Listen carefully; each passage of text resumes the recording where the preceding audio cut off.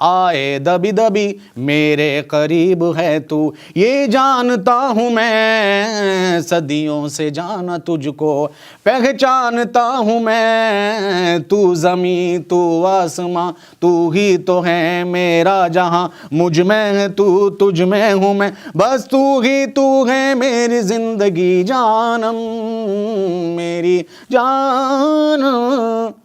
तो अब इसमें सिर्फ मेरी पोएट्री नहीं थी, इसमें पता चला कि सिचुएशन भी है और धुन का एक साउंड भी है और डायरेक्टर को ये चीज़ पसंद नहीं है, ये है वो भी है। बहरहाल कुल मिला के एक मुजस्समा बना और वो अल्हम्दुलिल्लाह वो गाना लिखा गया और मैंने राहत की सांस ली और पब्लिक ने उसे पसंद किया, लोगों ने पसंद अच्छा किया आपको और उससे आपकी नई राहें खुली आपके लिए। जी हाँ, ये हुआ ना। अच्छा, उसमें ये भी था कि भाई हम तो जो वो लिखते हुए आए थे, जो हमारे दिल में आया हमने वो लिखा गज़ल। और उसमें एक बहर और मीटर, यहाँ आए तो उनकी मर्जी से लिखना पड़ा, तो ये बड़ा मुश्किल था। तो उसके लिए आप समझते हो कि एक आम शायर के लिए मुश्किल है? जी, बहुत लिखना? मुश्किल काम है। उसके लिए आपका मौसीकी से वाकफियत ज़रूरी? जी, वो भी ज़रूरी है और उसके अलावा जो और कई चीज़ें होती हैं टेक्निकली, जैसे धुन का एक साउंड होता है, अच्छा, वो है, एक सिचुएशन होती है, हाँ। वो है, और एक जो आपसे लोग काम करा रहे हैं वो अपना हक समझते हैं और बहरहाल उनका हक भी है। और ये मैं हमेशा बोलता हूँ कि गाने जो हैं वो फिल्म के लिए होते हैं, गानों के लिए फिल्म नहीं होती। अच्छा, तो ये बहुत सारी चीज़ें उस एक धुन में जमा करके लिखना लोहे के नहीं फौलाद के चने चबाने जैसा काम है, मुश्किल है। बहरहाल एक वो क्राफ्ट है, जब वो आप उसमें माहिर हो जाते हैं तो फिर वो इजी होता है। शायरी का तो ये है कि आपके दिल में जो ख्याल आया आपने वो लिखा और बहुत मज़े के साथ, जैसा कल भी आपने सुना है, वो आप जो है पढ़ दिया। तो वो एक बहरहाल बहुत। तो जो आपका ट्रेनिंग पीरियड था वो कंप्लीट हो गया, अब आप आसानी से लिख लेते हैं? जी हाँ, अल्हम्दुलिल्लाह, अब वो उसकी मशक हो गई है। तो फिल्मों में इस तरह आप फिल्मी दुनिया के अंदर आए और फिर उसमें आपको जगह मिल गई, आपने जगह बना ली। जी, फिर उसके बाद एक के बाद एक फिल्में मिलती गई और फिर फाइनली 2010 में मुझे वो फिल्म मिली जिसके लिए मैं आया था। और वो थी गुजारिश, सनी लीला भंसाली जी की फिल्म थी, ऋतिक रोशन और ऐश्वर्या उसमें थे। और मतलब वो इसलिए मेरे लिए वो फिल्म मील का पत्थर साबित हुई कि मैं जो करना चाहता था, अलग टाइप की पोएट्री और जो मेरा एक स्टाइल था, वो मुझे करने का उस फिल्म में मौका मिला। अच्छा, हमारे नाजरीन जो हैं वो ये भी चाहेंगे कि आप, खैर गीत तो लिखते हैं, एक बड़ी मशहूर गज़ल है आपकी कि फरा तुराज, मैं वो कज़ा समझ के मैं कज़ा, जी वही वाली जो गज़ल है, वो मेरे जहन से शेर निकल गया था उसका। जी। तो वो अगर हमारे नाज़रीन कोई बात नहीं, इस वक्त आपका और मेरा मुझे जहन बिल्कुल एक साथ काम कर रहा है। आप मेरे जहन को अपना ही समझे। वो उसमें इतनी खूबसूरत गज़ल है, मुझे बहुत पसंद है और मैं चाहता हूँ कि हमारे नाज़रीन जी बिल्कुल, मैं तो उसके लिए जी मैं बिल्कुल हाजिर। उसके बाद मैं एक दो गाने भी आपको सुनाऊंगा। हाँ ज़रूर, क्योंकि मैं जिस फील्ड में काम कर रहा हूँ मेरा ज़्यादा वक्त वहीं गुजरता है। और जितना भी वक्त मुझे फिर मिलता है तो मैं मुशायरों में, और जो लोग मुझे इज़्ज़त से बुलाते हैं, हालांकि मैं कोई बहुत बड़ा शायर नहीं हूँ, मैं एक तालिबे इल्म हूँ, और जितना भी वक्त मुझे मिलता है मुझे लोग बुलाते हैं। कसर नफ्सी से काम नहीं ले रहे आप कुछ? नहीं बिल्कुल, मैं ये सच्चाई है। मैं हमेशा बोलता हूँ कि अल्लाह ने मुझे जिस इज़्ज़त से और जिस मकाम से अभी नवाजा है, मैं उसके लायक बिल्कुल नहीं हूँ, मैं डिज़र्व नहीं करता। मुझसे अच्छे अच्छे लोग, अच्छा लिखने वाले, अच्छा पढ़ने वाले, अच्छा कहने वाले लोग पड़े हुए हैं। बस ये अल्लाह का ख़ास मेरे ऊपर एक ख़ास करम है। जी, तो बस उसी करम के हवाले से ये गज़ल के 2-3 शेर मैं आप तक पहुँचा रहा हूँ कि अजीब शख्स है शिकवों पे मुस्कुराता है, अजीब शख्स है शिकवों पे मुस्कुराता है, खामोश रहे के मेरे दर्द को बढ़ाता है। मैं लौटता हूँ थकन लेके जब ज़माने की, तेरा ख्याल थपक कर मुझे सुलाता है। और वो ख़ास शेर जिसके लिए ये गज़ल लिखी गई है कि क़ज़ा समझ के मैं रातों को जाग लेता हूँ, क़ज़ा समझ के मैं रातों को जाग लेता हूँ, तुम्हारा जिक्र अगर दिन में छूट जाता है कभी तो पूछ। और इसका ये भी एक अच्छा शेर है कि अजीब कश्मा कशे इश्क है मेरे अंदर। वैसे देखने में दिखाई देता है जो चीजें हैं, आप पूछिएगा फिर मैं बताऊंगा उसको। अजीब कश्मा कशे इश्क है मेरे अंदर, खुशी मनाऊं तो गम मुझसे रूठ जाता है कभी तो पूछ। और मक्ता भी मैं सुनाऊंगा क्योंकि वो ज़रूरी है, उसमें वो ख़ास मतलब चीज़ है जिसके लिए गज़ल जिस चीज़ों से और बहुत जो मुझे इस तरफ मतलब गज़ल की तरफ जिन चीज़ों ने मुझे राग़िब किया धकेला, तो वो मक्ते में है कि तू राज़ मुझ में न जुगनू न चांद तारे हैं, तू राज मुझ में न जुगनू न चांद तारे हैं, ये उसका प्यार है जो मुझ में जगमगाता है कभी तो पूछ। अब पूछे सर। हाँ, ये बहुत आपने खूबसूरत गज़ल सुनाई। नाज़रीन, मुझे यकीन है आप लोगों को बहुत पसंद आई होगी। तुराज हमारे साथ हैं यहाँ पर, आप लोग कहीं ना जाइएगा, हम छोटा सा वक्फा लेते हैं, फिर वापस आते हैं इंशाल्लाह, आपसे फिर गुफ्तगू होती है।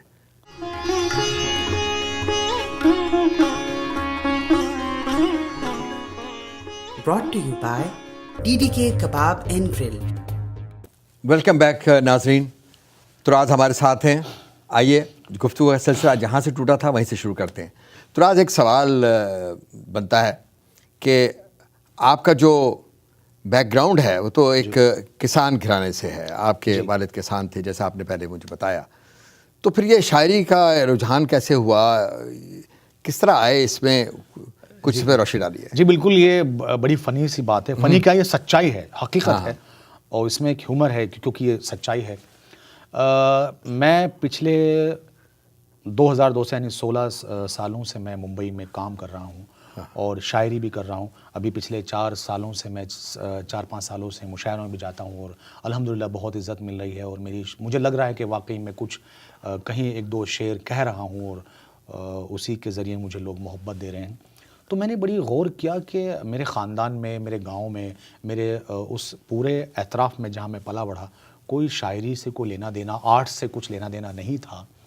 तो मैं बहुत इसके लिए फ़िक्रमंद था कि कोई ऐसे अगर मुझसे पूछेगा तो मैं जवाब क्या दूंगा, ये आई कहाँ से। तो मैं खोजता रहा और बड़े सामने की बात थी। अभी 2 साल पहले राज खुला कि मेरी अम्मी का नाम जो है वो काफिया खातून है।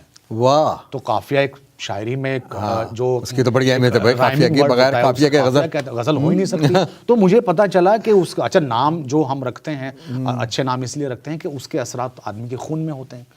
तो उस काफ़िए के जो असरात हैं वो मेरी अम्मी के खून में थे और वो वहाँ से मुझ में ट्रांसफ़र हुए। तो पता चला कि मुझे तो शायर बनना ही था, मुझे तो राइटर बनना ही था, क्योंकि ये तो अम्मी जो है वो लेके आई थी। तो ये वजह रही जो है वो शायरी, सच्ची बात तो यही है, ये वजह। फिर उसके साथ साथ जब अल्लाह किसी से कोई काम लेना चाहता है, उसको आगे बढ़ाना चाहता है किसी भी फील्ड, तो फिर राह खुल जाती है, तो फिर वो स्क्रीन प्ले लिख देता है। सबसे बड़ा राइटर तो वही है, सबसे बड़ा शायर वही है, सबसे बड़ा राइटर वही है।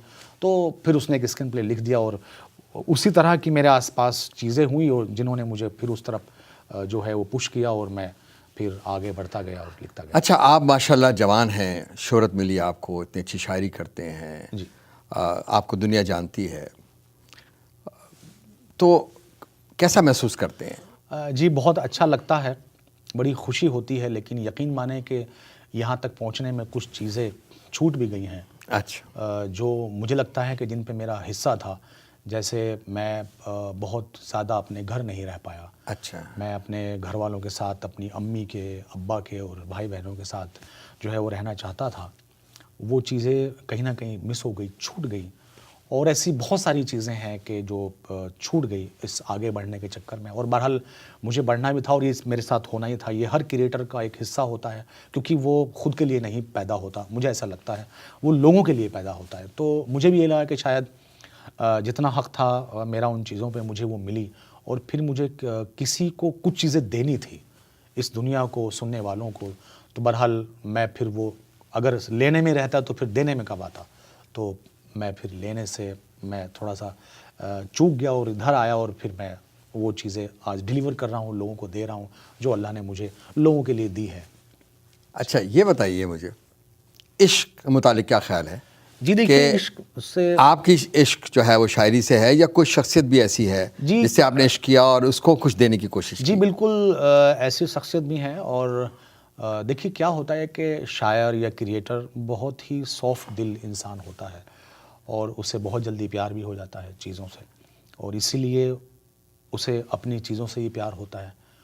और मुझे भी लोगों से प्यार हुआ है, और हर चीज़ से उससे प्यार है जो जो जो प्यार करती है। तो मेरे साथ भी अब नाम तो मैं लूँगा नहीं, बस 4 लाइनें मैं पढ़ूँगा कि ज़िंदगी नाकामियों के नाम हो, इससे पहले कोई अच्छा काम हो, वाह। और इसलिए गुमनाम रखा है तुझे, क्यों तू मेरे नाम से बदनाम हो। वाह। तो मैं किसी को बदनाम करना नहीं, नहीं नहीं, चाहता, हालांकि आप नाम है मेरे पास, जी, जी। और एक दो नहीं कई नाम है, फिर वो आगे सिलसिला चलेगा। तो खैर, बहरहाल मुझे खुशी इस बात की है कि मैंने इश्क किया, और वो इश्क जो है वो मेरे काम में भी आपको दिखेगा। तो फिर एक बात कहूँगा, हालांकि इस नाम को छुपाने में बड़ी दिक्कतें होती हैं। मेरा एक शेर है कि इश्क का बोझ उठाते हुए थक जाते हैं, वाह। हम तेरा नाम छुपाते हुए हुए थक जाते हैं। बस मैं यही कहूँगा। मेरी एक फिल्म आई थी लास्ट ईयर 16 में, बाजीराव मस्तानी, उसका एक गाना था, अगर आप कहें तो मैं उसे हाँ, हाँ, गा ज़रूर, सकता हूँ। उसमें वो सारी चीज़ें मिलेंगी आपको। अरिजीत ने वो गाना गाया था, संजय लीला भंसाली जी ने वो गाना कंपोज किया था, और मैंने लिखा था। गाने के बोल हैं इस तरह था वो गाना कुछ, तुझे याद कर लिया है आयत की तरह, वाह।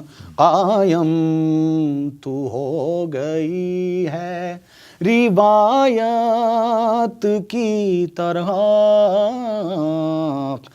मरने तलक रहेगी, मरने तलक रहेगी तू आदत की तरह, तुझे याद कर लिया है, तुझे इसका अंतरा था, मेरे दिल की राहतों का तू जरिया बन गई है, तेरे इश्क की मेरे दिल में एक ईद मन गई है, तेरा जिक्र हो रहा है, तेरा जिक्र हो रहा है इबादत की तरह से, तुझे याद कर लिया है।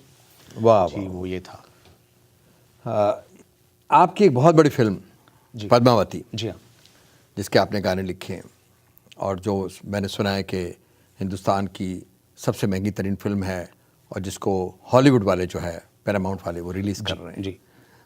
तो उसके हवाले से कुछ बताइए। जी, ये मेरे लिए बड़ी ही खुशनसीबी की बात है, और जिस सफ़र को तय करने के लिए मैं मुंबई आया था, मुझे लग रहा है कि ये वो मंजिल का उस सफ़र की मंजिल का ये फ़िल्म एक हिस्सा है, क्योंकि ये आज तक की बॉलीवुड की सबसे मेगा बजट और सबसे जो है वो चर्चित फिल्म है। और हमारी फिल्म इंडस्ट्री का एक ऐसा मेकर जिसका नाम संजय लीला भंसाली है, पूरी दुनिया में लोग उसका लोहा मान चुके हैं, तो उसने इस फिल्म को जो है वो डायरेक्ट किया है। तो मेरे लिए ये फिल्म बहुत ही बड़ी है, और बहुत ही अहम इसलिए है कि ये संजय लीला भंसाली ने डायरेक्ट की है, और मैं इसका हिस्सा हूँ। और पहली बार किसी फिल्म को पैरामाउंट पिक्चर जो है वो रिलीज़ कर रहा है, और 150 कंट्री में ये फिल्म रिलीज़ हो रही है, और बहुत सारी लैंग्वेज में मेरे गाने ट्रांसलेट हो रहे हैं। तो मुझे ये बड़ी खुशी है, और मेरे लिए नहीं, ये मुंबई फिल्म इंडस्ट्री के लिए भी, बॉलीवुड के लिए एक बड़ी फ़ख्र की बात है कि इस तरह की फ़िल्म यानी कल्चर्ड फिल्म है, वो एक कल्चर को बिलोंग करती है, तो वो एक फिल्म रिलीज़ हो रही है और मैं उसका हिस्सा हूँ। मेरे 2 गाने उसके रिलीज़ हो चुके हैं, जिसमें एक गाना वो घूमर घूमर है कि धनक प्रीत की सर पे ओढ़ के घूमर घूमर घूमे, ललक रीस सब जग की छोड़ के घूमर घूमर घूमे। कुछ गा के जी, जो जी, तरन्नुम वो से। जी इस तरह है कि धनक प्रीत की सर पे ओढ़ के घूमर घूमर घूमे, ललक रीत सब जग की छोड़ के घूमर घूमर घूमे, भर के ढोला वाले ठाट घूमर घूमर घूमे। ये इस तरह गाना है जिसको मेरे ख्याल से बहुत सारे तकरीबन 73 मिलियन लोग उसको देख चुके हैं। और एक गाना इसमें और रिलीज हुआ जो अगेन पोएटिक गाना है। वो गाना ये है, एक मैं हूँ एक दिल है, सॉरी एक दिल है एक मैं हूँ, एक जान है, दोनों तुझ पे कुर्बान है। एक मैं हूँ एक ईमान है, दोनों तुझ पे कुर्बान है। मेरे इश्क के हर मकाम में, हर सुबह में, हर शाम में एक रुतबा है, एक शान है, दोनों तुझ पे कुर्बान। इस तरह करके वो है, तो एक बहुत ही पोएटिक गाना जी है। और आप चूंकि पाकिस्तान से बिलोंग करते हैं, तो मुझे एक बात याद आ गई। आपके यहाँ के एक बहुत ही कमाल तरीन सिंगर हैं जावेद बशीर साहब। हाँ, जावेद बशीर जी, जो उन्होंने एक बाजीराव फिल्म में एक मेरा गाना गाया था। और अच्छा। मैं उस गाने को यहाँ, क्योंकि मैं उनकी सिंगिंग से बहुत ही मुझे खुशी हुई थी वो सुन के गाना, क्योंकि उन्होंने, मुझे लगता है जो मैंने कॉन्सेप्ट, जो ख्याल मैंने लिखा था, उससे उसको उन्होंने जस्टिफाई किया। अच्छा, तर्जुमानी की सही मायने में आवाज़। तो मैं वो गाना मेरे लिए बहुत अहम था, तो उसकी मैं कुछ लाइनें आपसे शेयर करना चाहूँगा। वो गाना था, बाजीराव मस्तानी में गाना था, हालांकि वो गाना एंड स्क्रॉल में चलता था, जब एंड स्क्रॉल थे तो वो गाना चलता था। गाना था कि आज इबादत रूबरू हो गई है, आज इबादत रूबरू हो गई है, जो मांगी थी उस दुआ से गुफ्तगू हो गई है। मेरे मौला तेरा शुक्रिया। वाह वाह वाह, कॉन्सेप्ट था उसमें। बहुत मज़ा आया आपसे गुफ्तगू करने में, आपकी शायरी सुनने में, आपके गीत सुनने में। नाज़रीन, मुझे यकीन है कि आप लोगों ने बहुत एंजॉय किया होगा तुराज़ की शायरी को। आज हमें इजाज़त दीजिए, इंशाल्लाह अगले एपिसोड जाते जाते मैं एक शेर और सुनाना चाहूँगा। हाँ, ज़रूर, एक मैसेज देना चाहूँगा। जी, वो शेर है कि दिल और निगाह भी न रहे इख्तियार में, दिल और निगाह भी न रहे इख्तियार में, पत्थर का हो गया हूँ तेरे इंतजार में। शुक्रिया। हाँ, बहुत बहुत शुक्रिया आपका जनाब, आप हमारे स्टूडियो में तशरीफ़ लाए तुराज़। और नाज़रीन, इजाज़त दीजिए, मुझे यकीन है आपको बहुत पसंद आया होगा प्रोग्राम। नेक्स्ट वीक इंशाल्लाह फिर आपसे मुलाकात होगी। अल्लाह हाफ़िज़।